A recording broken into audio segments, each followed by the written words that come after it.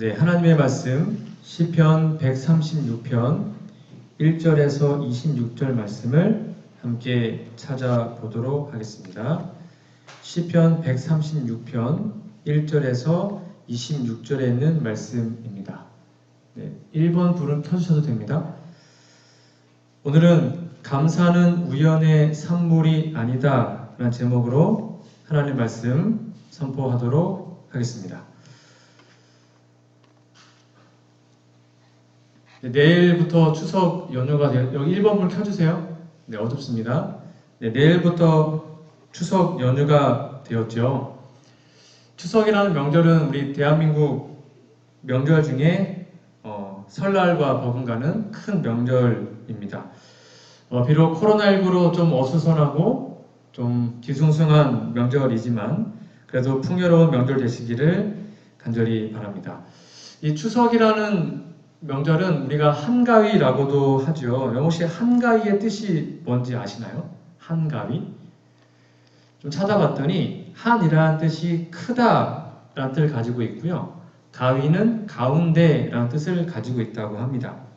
그래서 한가위는 8월의 중간 또는 가을의 한가운데를 뜻한다고 해요.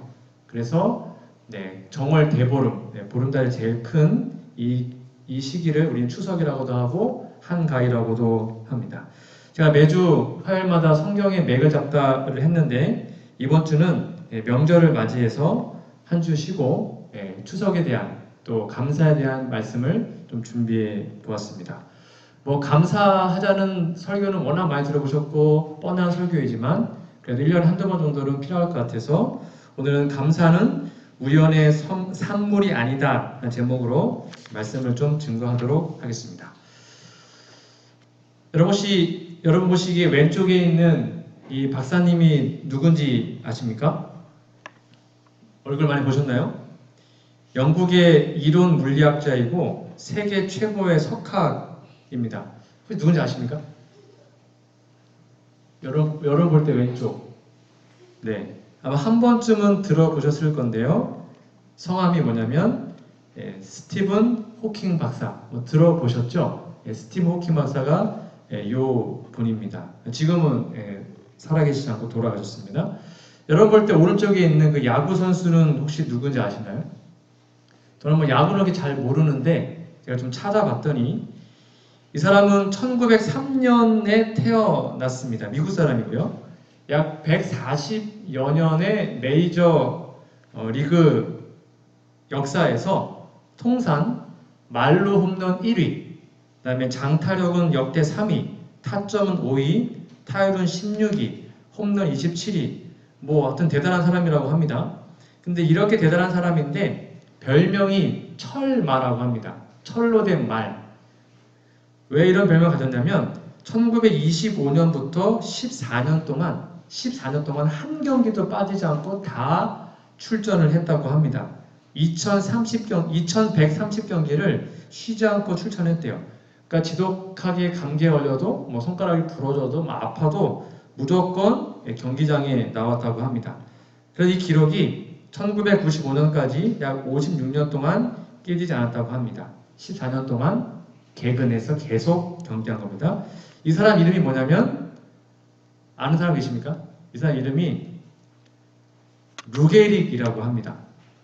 사람 이름이에요. 루게릭이. 사람 이름인데요. 루게릭이라고 합니다. 그럼 이 스티븐 호킹 박사랑 이 루게릭이라는 이 야구 선수랑 공통점이 있습니다. 뭔지 아십니까? 둘 다 병에 걸려서 죽었는데 그 병 이름이 루게릭병입니다. 루게릭이 뭐냐면 근위축성 측색 경화증이라고 합니다. 쉽게 말하면 운동 세포가 점점 사멸돼 가지고 손발이 이렇게 말라서 죽는 그런 병이라고 합니다. 그래서 이 루게릭이라는 야구 선수가 그 병에 최초로 걸렸고 발견되어서 병 이름을 아예 루게릭병으로 땄다고 합니다. 이 사람은 이제 36살에 이 병에 걸려서 2년 만에 죽습니다. 되게 무서운 병입니다. 그래서 38살에 죽어요. 그리고 이 스티브 호킹 박사님은 21살에 이 병에 걸려서 또 좀 연구하시다가 돌아가셨습니다. 지금도 이거는 불치병이라고 합니다. 그런데 이 르게릭이라는 선수가 야구를 이제 한참 하다가 38살에 죽었는데 야구 은퇴식 때에 야구장에 모여서 했던 은퇴 유명한 일화가 있다고 합니다. 1939년에 돌연 은퇴를 선언한 다음에 1939년 4월 30일 날 양키스 스타디움에서 은퇴식을 했대요. 마지막으로 이제 고별하는 이제 말이잖아요. 약 6만여 명의 팬들 앞에서 그의 고별사가 유명하게 남아 있습니다. 뭐라 그랬냐면, 팬 여러분, 여러분은 최근 저의 불운을 목도했지만 저는 제가 지구상에서 가장 행운하라고 생각합니다. 10여 년 동안 야구장에서 제가 받은 것은 오직 여러분의 친절과 격려 그리고 사랑이었습니다. 여러분, 이 선수들을 보세요. 전 이렇게 훌륭한 동료들과 함께 뛰었습니다. 저를 키워주고 가르쳐주고 그랬던 부모가 있었고 항상 힘과 용기를 준 아내가 있었습니다. 잠시 병에 걸려 불운을 겪었지만 저는 행운아이고 진심으로 감사합니다. 이렇게 마지막 은퇴사를 하고 은퇴를 했다고 합니다. 여러분, 감사하는 게 쉬운 일입니까? 어려운 일입니까? 뭐 수도 없이 들으셨죠? 감사해야 된다, 감사는 좋은 것이다, 고마워하자, 이런 설교 많이 들어보셨을 거지만 감사는 그냥 저절로 되는 것이 절대로 아닙니다. 감사는 우연의 산물이 아니에요. 이 르게릭이라는 운동선수가 치명적인 질병에서도 감사할 수 있었던 것은 그러한 감사의 조건을 끊임없이 찾는 삶을 살았기 때문입니다. 오늘 말씀을 통해서 우리의 삶을 감사로 채울 수 있는 감사의 원리를 좀 찾아보고자 합니다. 여러분, 성경에서 감사라는 단어가 가장 많이 기록된 장이 있다면 뭘까요?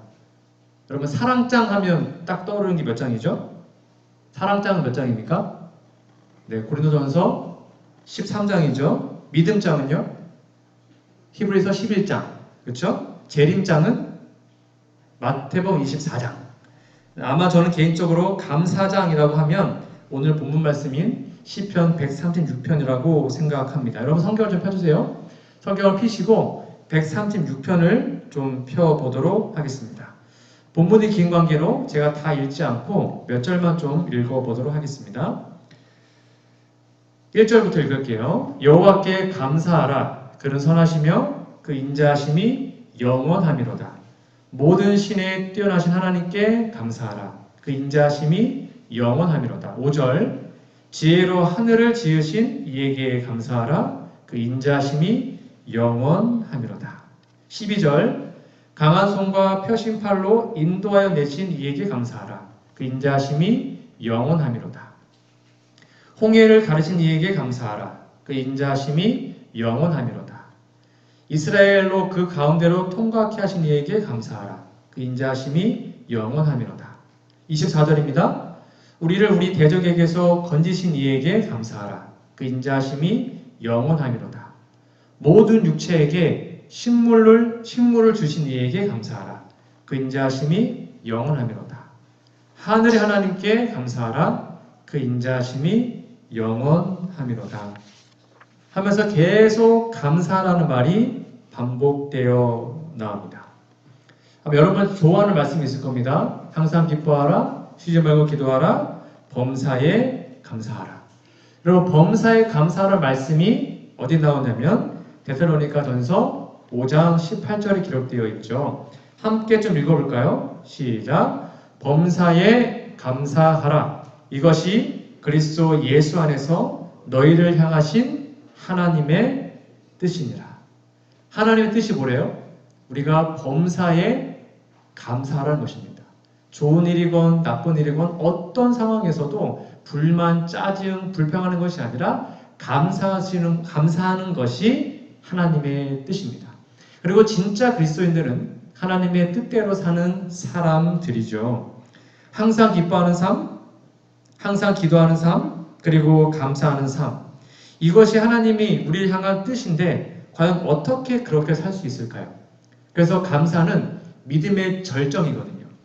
어떻게 그러한 삶을 살 수 있을까요? 그 원리를 시편 136편에서 오늘 세 가지 정도를 좀 찾아보고자 합니다. 우리가 범사에 감사하는 삶을 사는 비결 첫 번째입니다. 첫 번째는 하나님의 사랑을 발견해야 참된 감사가 생깁니다. 여기에 포인트는 하나님의 사랑을 발견하는 것입니다. 여러분 136편 1절부터 26절에 감사하는 이유가 뭐래요? 그 뒤에 계속 뭐가 붙어요? 후렴처럼 여호와께 감사하라. 왜요? 그의 인자하심이 영원합니다. 계속 그의 인자하심이 영원합니다. 그 인자함이란 말은 언약적 사랑, 헤세드입니다. 즉 신약의 말로 번역하면 아가페 사랑이라고 번역해도 됩니다. 그러니까 우리가 하나님께 감사한 이유가 뭐라는 거예요? 하나님의 그 사랑이 영원하기 때문에 감사할 수 있다는 것입니다. 그래서 시편 136편에서 계속 반복되는 단어는 감사라는 거예요. 왜냐하면 그의 인자하심, 그의 사랑이 영원하기 때문입니다. 우리를 창조하시고 우리를 구원하시고 이끄시고 역경에서 건져주시고 격려해주시고 이런 모든 것이 감사의 이유인데 바로 하나님의 사랑이라는 거죠. 그래서 이 시편 저자는 범사의 모든 일에 감사가 터져 나올 수밖에 없었습니다. 다윗은. 왜냐하면 하나님의 그 놀라운 사랑을 끊임없이 진짜로 경험했던 사람이기 때문입니다. 그래서 사울에게 쫓겨다녀도 어떠한 고난이 와도 다윗은 늘 감사할 수 있었습니다. 왜냐하면 그분의 사랑을 진심으로 느꼈기 때문이죠.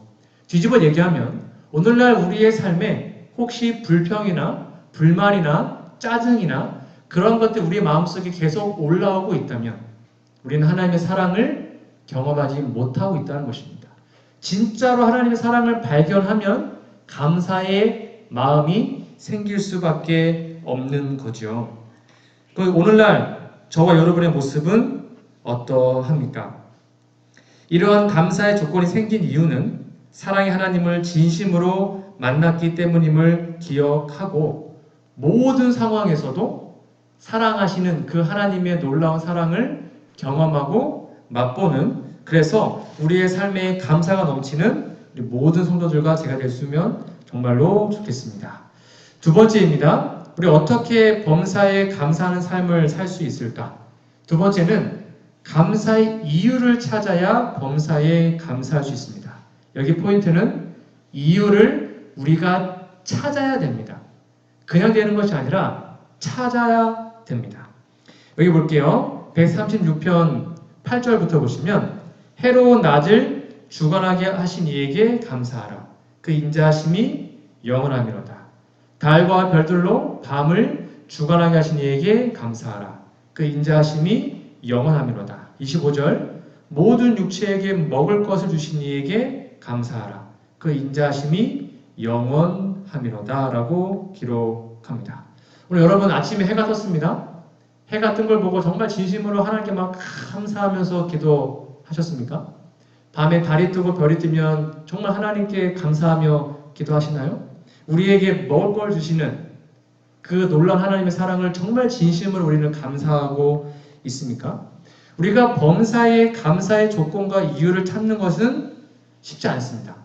생각보다 많은 사람들이 감사하지 않고 살아갑니다. 그 이유가 뭐냐면 크게 두 가지가 있는데 첫 번째는 왜 우리는 범사에 감사하는 것이 어려울까? 첫 번째는요. 너무 평범하고 익숙하며 당연한 것들이기 때문입니다. 쉽게 말하면 해 뜨는 거 이거 당연한 거 아닙니까? 우리가 아침이라서 숨을 쉬는 거 이거 당연한 거잖아요. 하늘에 별이 있는 거, 새끼 밥 먹는 거, 몸 건강한 거 이것이 우리는 그냥 당연한 듯이 생각을 많이 해요. 그래서 감사의 조건을 또 찾지 못하고 그냥 당연하지 익숙해서 하나님께 감사하지 못하고 있는지 모르겠습니다. 특별히 저도 이제 자녀 셋을 키우다 보니까 이놈들이 뭐 당연히 엄마 아빠 해주는 걸 당연하게 생각하는 것 같습니다. 예, 빨래 빨아주고 널어주고 개주고 전혀 감사하진 않아요. 그냥 당연하듯이 엄마 아빠 하는 걸로 생각하는 걸 볼 때 저의 모습을 보았습니다. 여러분들은 어떠하십니까? 미국에서 심리학 실험을 했습니다. 아마 여러분 아실 텐데 미국의 한 마을을 정해서 매주 100달러, 그러니까 우리나라 돈으로 하면 약 한 13만 원 정도가 되겠네요. 그것을 사람들의 집 앞에 그냥 공짜로 돈을 주고 가는 실험을 했습니다. 첫 번째 주에는 사람들이 반응이 좀 이상했습니다. 의심? 왜 돈을 주지? 의문 또는 신비감 뭐 그런 걸 갖고 이거 받아도 돼요? 막 이렇게 했다고 해요. 그 다음 두 번째 주에 이제 계속 가니까 이 사실 소문이 쫙 퍼진 것입니다. 공짜다, 진짜 공짜로 준다.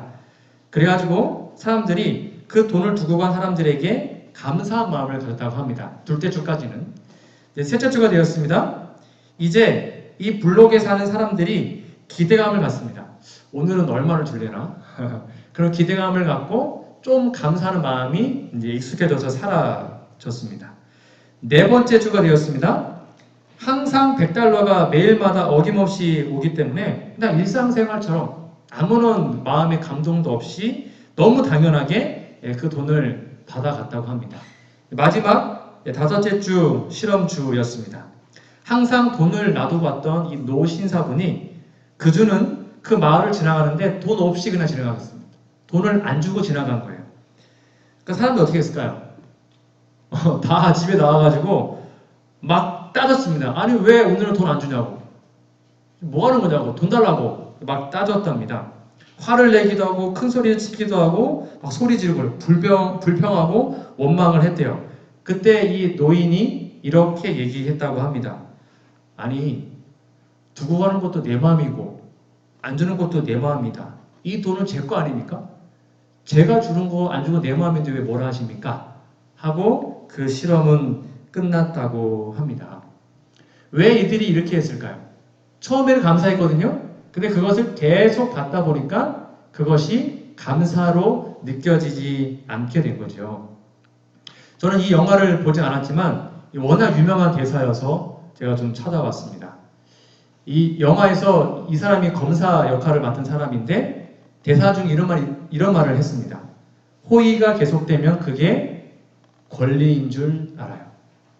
많은 사람들이 잘해주면 그것이 당연한 줄 알아요. 그래서 그 감사한 것을 모르고 살아가는 게 죄된 인간의 모습이지 않나 생각합니다. 우리의 삶 가운데 날마다 공급하시는 하나님의 손길이 너무 당연하게 느껴지신다면 우리는 감사하는 그 마음을 갖기 위해서 하나님께 기도해야 합니다.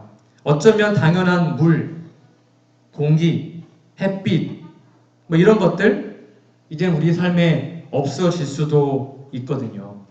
우리가 코로나 전에 너무나 당연하게 생각했던 예배 드리는 모습, 소그룹 하는 거와 함께 모이는 게 이제 못하고 있잖아요.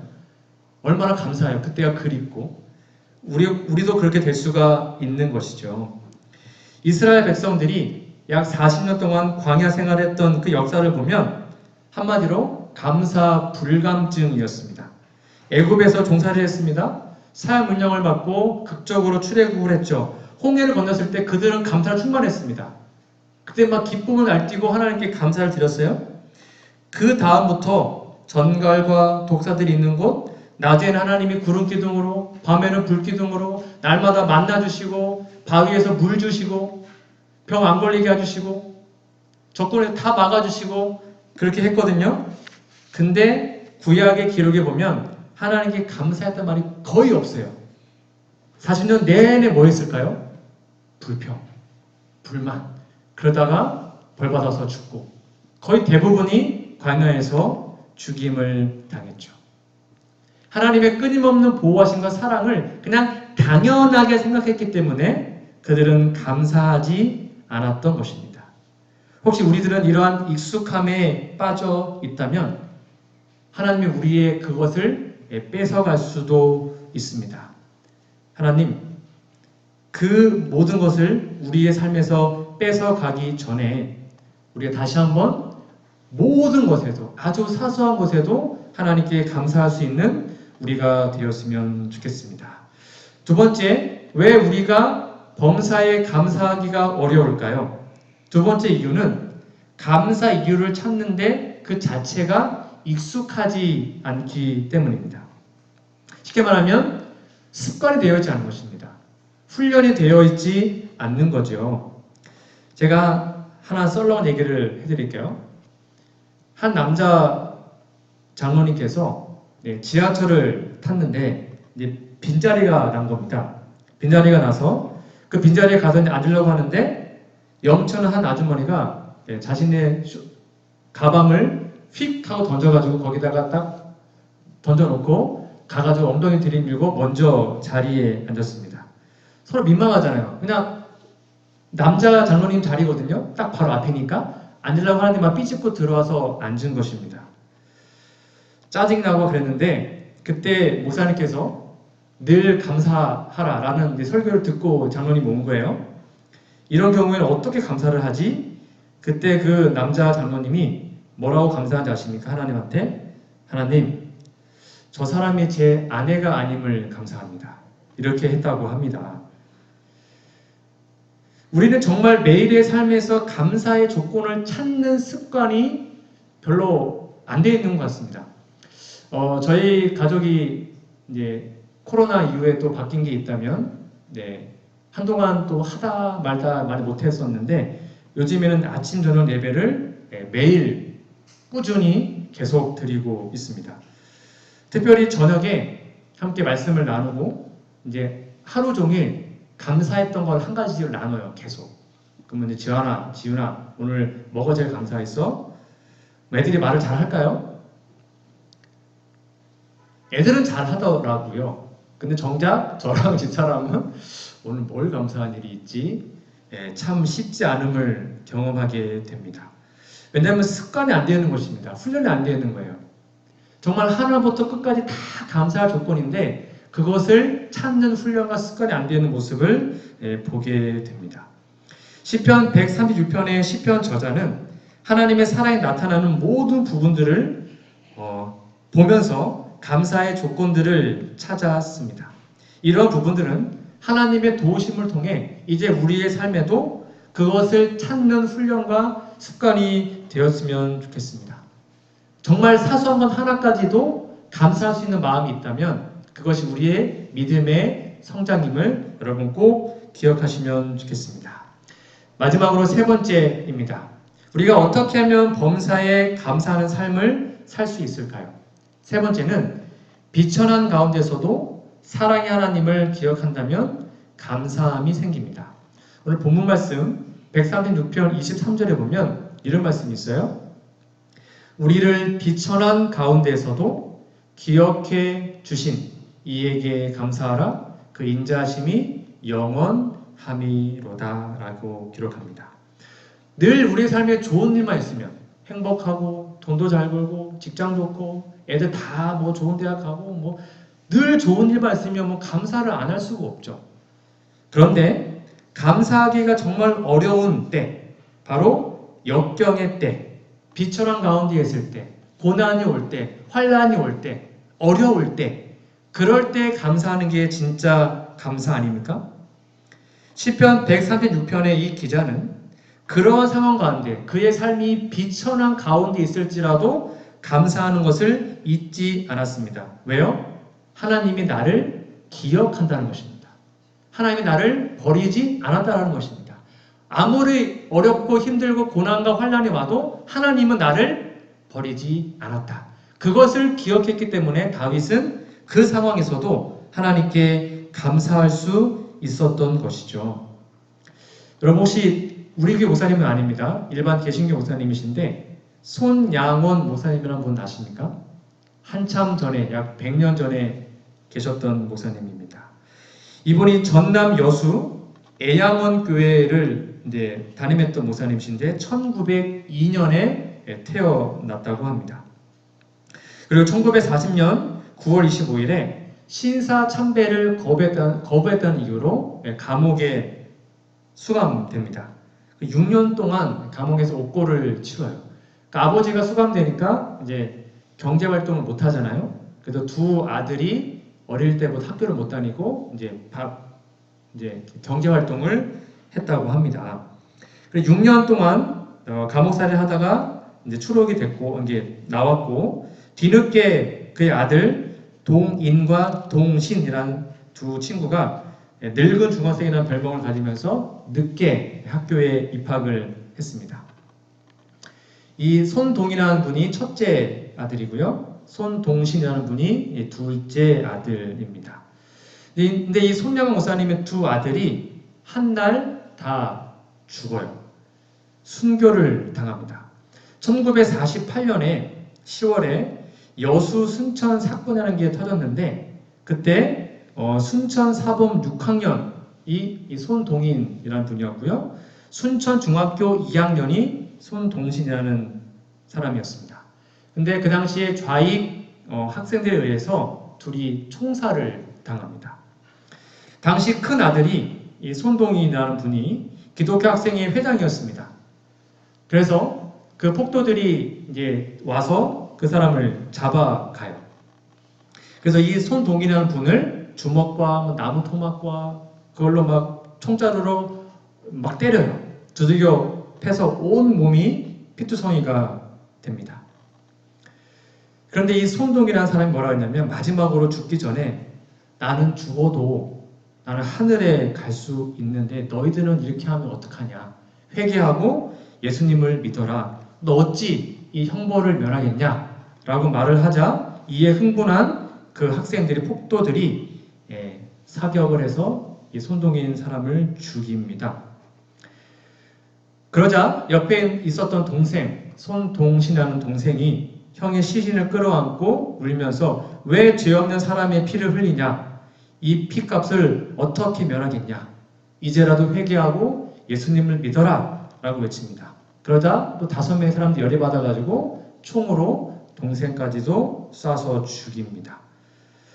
이때 나이가 이 손동일이라는 분은 24살 그리고 손동신은 19살의 같은 날 순교를 합니다. 이 소식이 10월 25일, 1948년 10월 25일에 가족들에게 전달이 되었습니다. 그리고 두 아들의 시신은 10월 26일에 그 애양원 교회 아버지한테 도착을 합니다.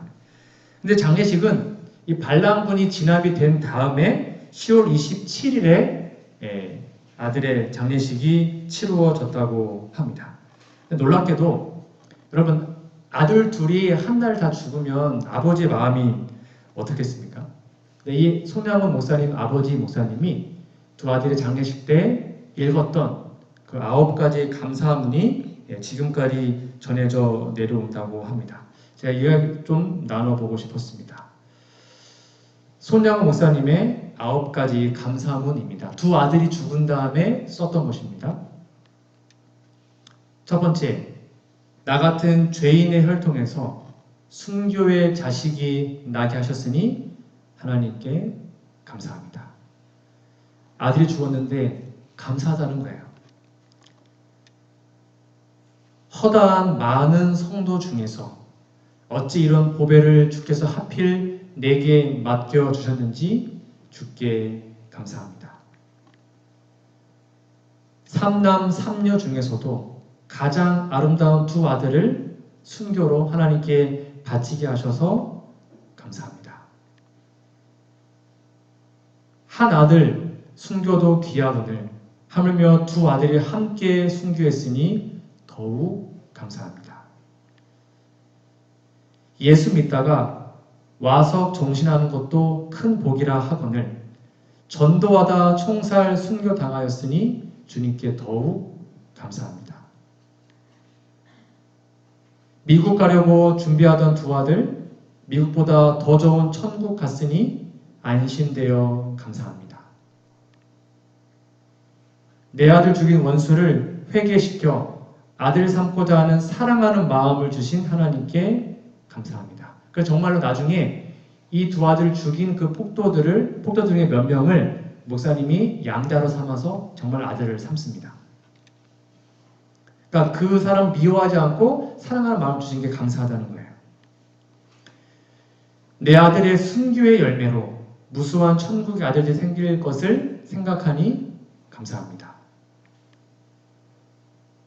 이 같은 역경 속에서도 하나님의 사랑을 깨닫고 신혜를 찾는 기쁜 마음, 여유 있는 믿음을 주시니 감사합니다. 그러니까 그러한 역경과 환난 속에서도 하나님께서 자신의 아들과 자신을 기억한다는 사실을 이분은 알았기 때문에 저는 이렇게 못할 것 같거든요. 이렇게 정말 진심으로 하나님께 감사하는 감사문을 썼다고 합니다.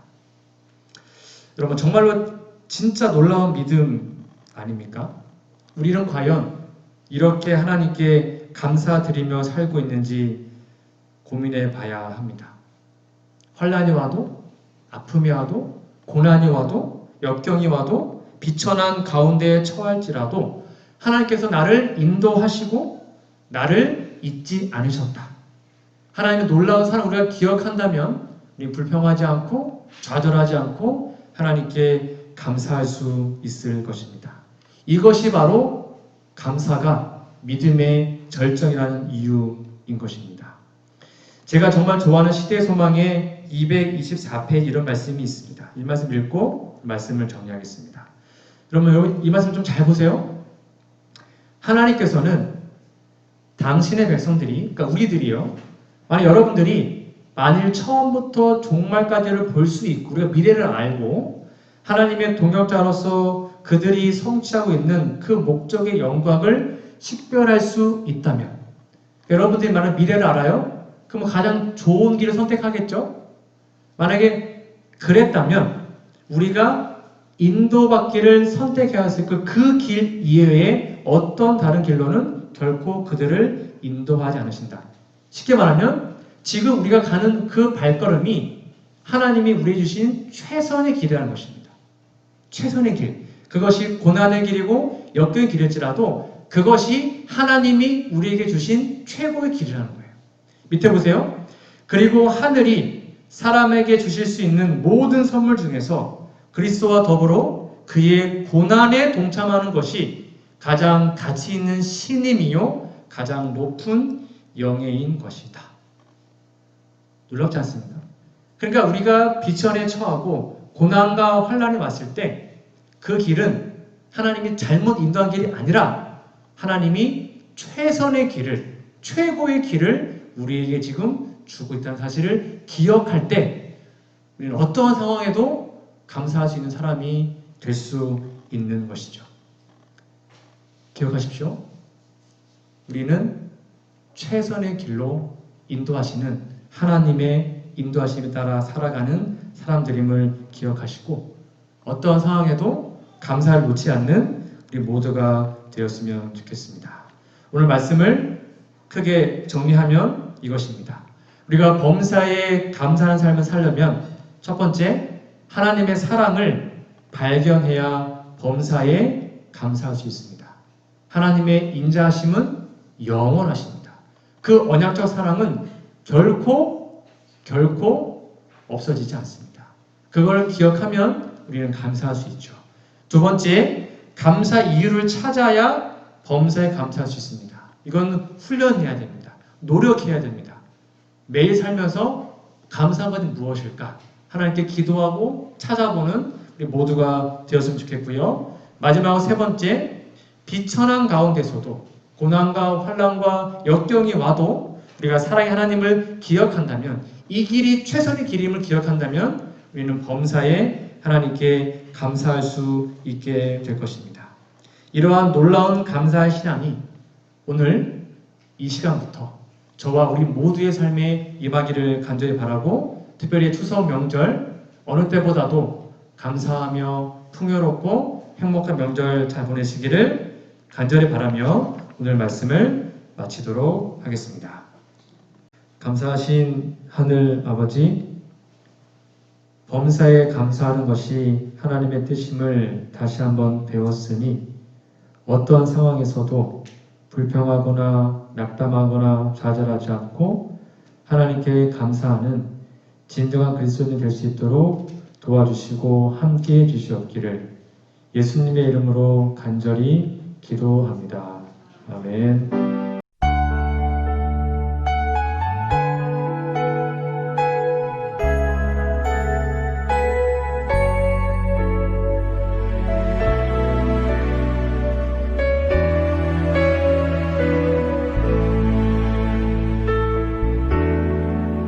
날 구원하신 주 감사 모든 것